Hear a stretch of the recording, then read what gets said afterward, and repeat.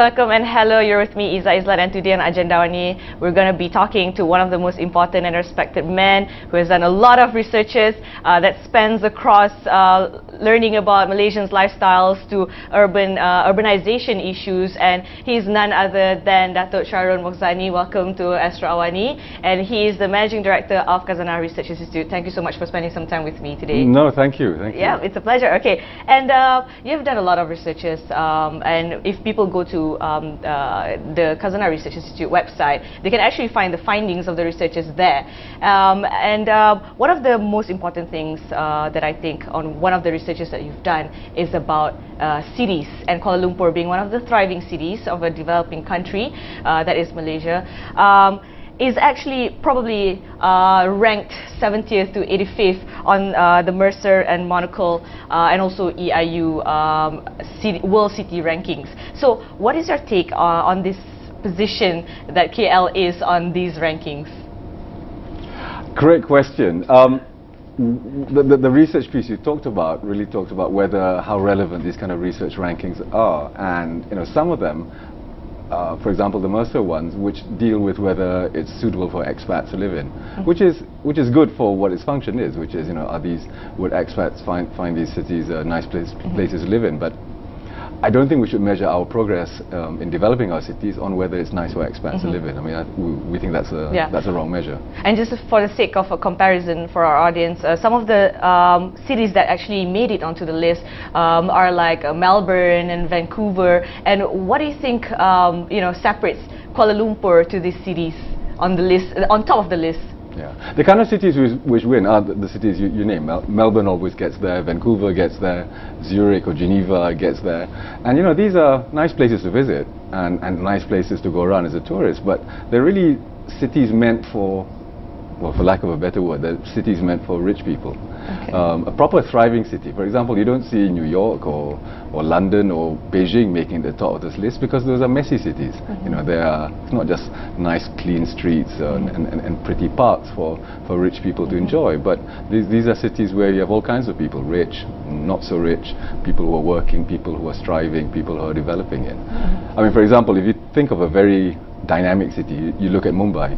Mumbai is really dynamic. It's the heart of the Indian economy, and all kinds of people live there. Incredibly wealthy people, people who are not wealthy at all by any standards live there. But it's a very vibrant city. I mean, it's not a very pleasant place to live sometimes because the transportation is poor and everything else. But it's a very vibrant city. Okay. So if we want to develop Kuala Lumpur or any of our cities for that matter as engines of economic growth, we should really look at them as engines of economic growth first, I think, and develop them so that they become engines of economic growth rather than trying to make our cities rank number one on some arbitrary ranking. Yeah. And I mean, and what are some of the criteria that are actually measured on these researches by Mercer, Monocle, and EIU to nominate cities to be on the list? What are some of the criteria? I don't know. It's difficult to summarize all of them in a few sentences, but generally they look at livability and convenience and arts and culture and things like that, which of course important. I mean, a city can't function if the transportation system doesn't work. You've got to have recreational spaces, you've got to have cultural spaces, all those things are important, but it's where you emphasize your priorities. One of our big research projects at the Institute is looking at the development of cities. So the next book we're coming out with, our next publication will be on affordable housing, because cities don't work unless you have affordable housing for the vast majority of people who live in the city. You could have a beautiful city where, again, as I said earlier, only rich people can live in. Which is nice for rich people, but it doesn't work. Ideal cities, but in reality, actually, there are myriads of demographics who actually live in city and thrive it, right? Yeah. Like Kuala Lumpur, Mumbai, New York City, that don't make it on the list. Yeah. So what would you say some of the criteria that should be added to the list for other cities to actually be on it? No, I think the list serves a purpose. So, for example, if you're trying to find a list of cities which is pleasant for an expatriate to live in, that's it. I mean, but I don't think we should be developing our cities to make them pleasant for expatriates to live in. I mean, if it is pleasant, that's fantastic. But livable cities. Yeah, actually, I mean, yeah, if it's pleasant Yeah. for expatriates, that's fantastic. But our goal really should be to make our cities work as an engine of economic growth, or as a place of opportunity, as a place where anyone can come and find a place to live at an affordable price and contribute to themselves and the development of the city and the country. All right. What then would be like a benchmark for Kuala Lumpur to actually aim for? I mean, London at the moment is cited as one of the most international cities in the world.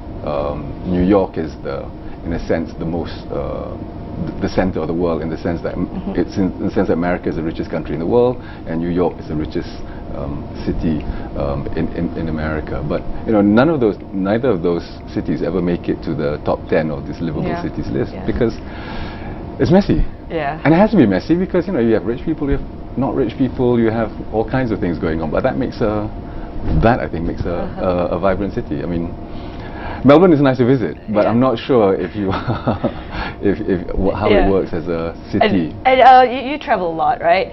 So what would you say is your favorite city? And maybe something that you think Kuala Lumpur should aspire to be? I think Kuala Lumpur should aspire to be Kuala Lumpur. It shouldn't aspire to try and be something else. We have a Malaysian identity, and that our city should reflect our Malaysian identity. What we have to do is to build our city so that, I said it just now, but so that they work as a city, they work as a place where people can come and get together and form networks and connections and increase prosperity for everyone. And so we should build our own version of what we think a good city should be. But the elements of a good city are, one big key element is affordable housing, and that's one of the things we're looking at. In terms of favorite cities, they're all very nice. I mean, the cities in Europe or in the West are nice because, well, they're different. Cities in the East are nice. I mentioned Mumbai just now. It's an incredibly dynamic place. Yeah. It's difficult and to get around. The momentum is there. It's all there. But traffic is terrible, and all other things are terrible. But that makes it what it is, yeah, right? makes it what it is. Okay. Yeah. So we'll talk about more on other researches, but we have to go for a break, and we'll be right back.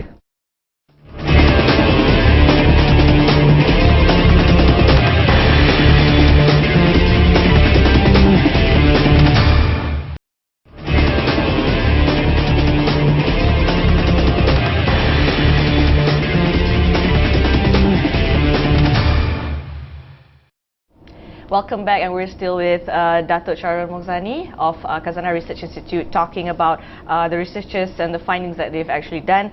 And right now I want to talk about one of your researches titled Indah Kabadai Rupa and why city rankings don't matter. And on the first blog, we have talked about how some of the cities that actually are more dynamic and more vastly dynamic didn't make it on the list. So why do you think that maybe Kuala Lumpur shouldn't really aim to be on the list, and why is that?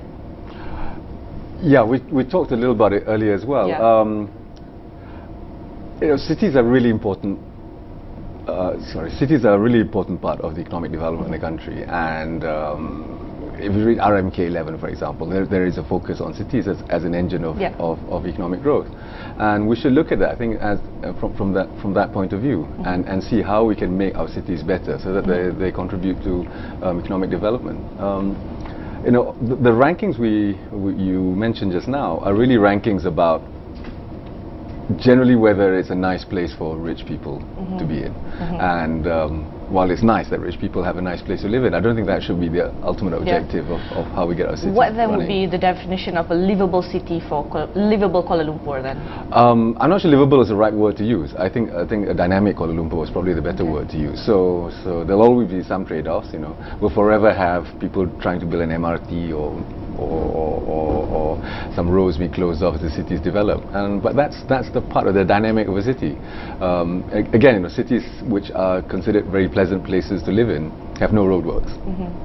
And that's fine because they don't have to develop anymore, right? They already have their roads, but we'll never get to the situation. Our city is expanding all the time. We'll always be building something here, always building something, right? Building and growing, so that people can work together and the city can be more dynamic. So, yeah. I mean, one of the in a monocle, for example, that lists, the person who writes it also has an article every weekend in the Financial Times, and if you read his article, it's all about the life of a rich person. And that's not really it doesn't really apply to. It doesn't reflect to the reality. To everybody else. Yeah. All right. So when we talk about cities, one of the most important aspects is the quality of life. You know, if the citizens are actually happy. And talking about this, Bhutan has actually charted the practice of using GDP to measure growth, right? And it will instead use the Gross National Happiness Index to measure growth. So do you think this is the way that Kuala Lumpur or Malaysia should move towards? I mean, Bhutan's raised a really interesting question, which is, what actually are we trying to improve? Often governments say that we want to improve GDP growth, we want to grow our GDP and get it higher and higher. But in a sense, Bhutan's right, because so what if you increase GDP? What's the end purpose? And the end purpose must be to increase the well-being of the members of society, of all Malaysians. So I can see where Bhutan is coming from and saying that GDP is the wrong target. In some of the research we did, our first book was on the state of households, and we think one of the better ways of measuring how well people are doing is to look at household incomes. Yeah. So GDP can grow and grow, but do household incomes grow? And if so, by how much do they grow? And Malaysian household incomes have been growing, but we think that is probably a better, if you want to look for a monetary measure, that's probably a better monetary measure of how well Malaysians are doing. And so, yes, in between GDP and something else, I would say household income. Happiness is always a hard thing to measure, though. It's very subjective. It's very hard. It's hard to measure. You ask people, are you happy? Do you do a poll to ask people whether they're happy? No, it's hard. Some people have said that you don't just look at household income. You can also look at levels of disease, levels of education, life expectancy. So, are there any proven case studies, though, like that has used this index and it's actually a success? Well, in France, the president Sarkozy at the time commissioned two Nobel Prize laureates and to look at this, a very blue ribbon panel. Stiglitz, Sen, and Fitou, all very famous economists, and they came to the same conclusion, which is that we should look at household income. Okay. Probably the best measure. It falls back on that. Household income, and then other measures like life expectancy, disease, education, and things like that. But if you look at Malaysia, look at our numbers. I mean, life expectancy is increasing. Our level of literacy is increasing. It's around 75 at the moment. So things are looking better. But I think if we look more at household incomes and how to increase household incomes, I think that's probably the best way of measuring whether people are doing better or not. Yeah, in your publication, The State of Household Reports, you discuss the depth of the effects between the inter and intraracial household income. And is there like a huge gap of the household incomes that you see? Yeah, we looked at various ways of looking at household income, and there are many differences, right? So obviously not all households have the same income. There are rich households and not so rich households. When we published that last year, the numbers we were using were for 2012, and the median household income was around 3,700 ringgit per month. Household. And this is in Kuala Lumpur? This is for the whole of Malaysia. For the whole Malaysia. The whole of Malaysia, right?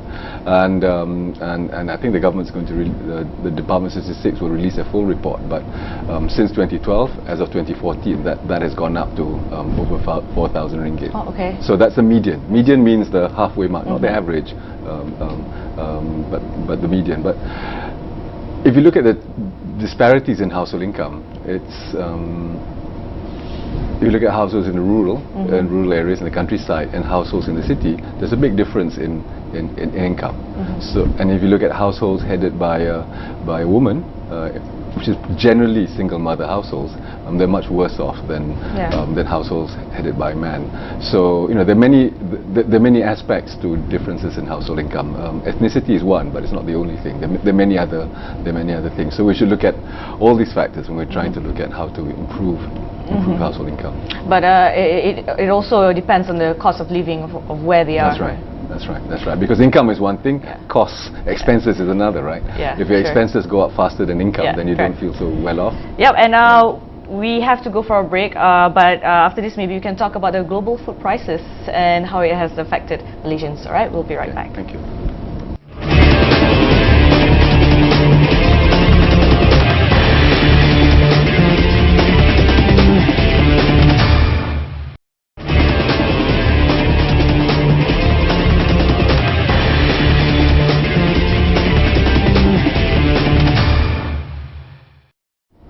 Welcome back, and we're still with Datuk Shahrul Mozani talking about Khazanah Research Institute and its researches and findings. All right, now I want to talk about global food prices versus the cost of eating out here in Malaysia. And we know that the global food prices have actually decreased, and the prices of Malaysia actually has increased. So, however, people in Malaysia are still eating out more often, and they're spending more. So how is this possible?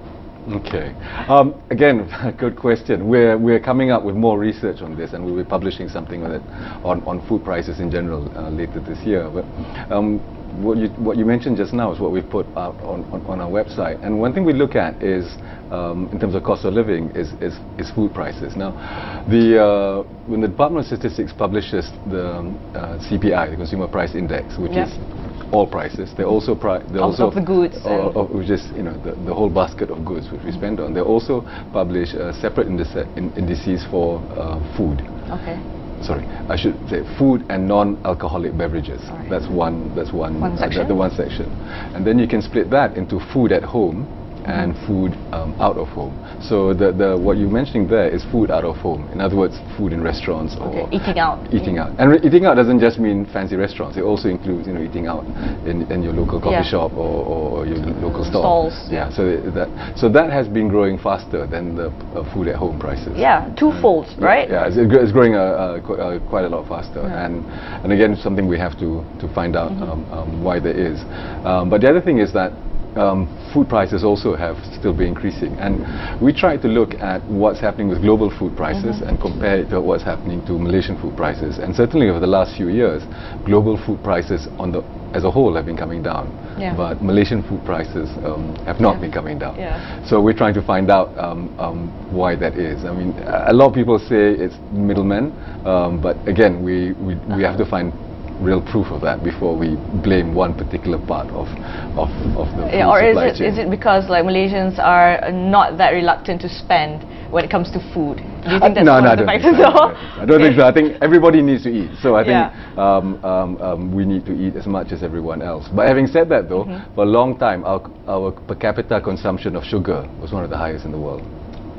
Okay. That's always been the case, and there is some evidence to show that in terms of obesity, Malaysia ranks very high in terms of obesity, and quite high in terms of diabetes. So there is something to be said about Malaysians as a whole changing their eating habits. But I don't think we spend more on food than any other country. Thank God. Okay, so having in mind the disconnection between the global and the local food prices, how do you think this will affect this trend? How will it affect the food exporters here from Malaysia? Yes, food exporting is important. I mean, we are big exporters, for example, of palm oil, which is vegetable oil, which is part of the food index.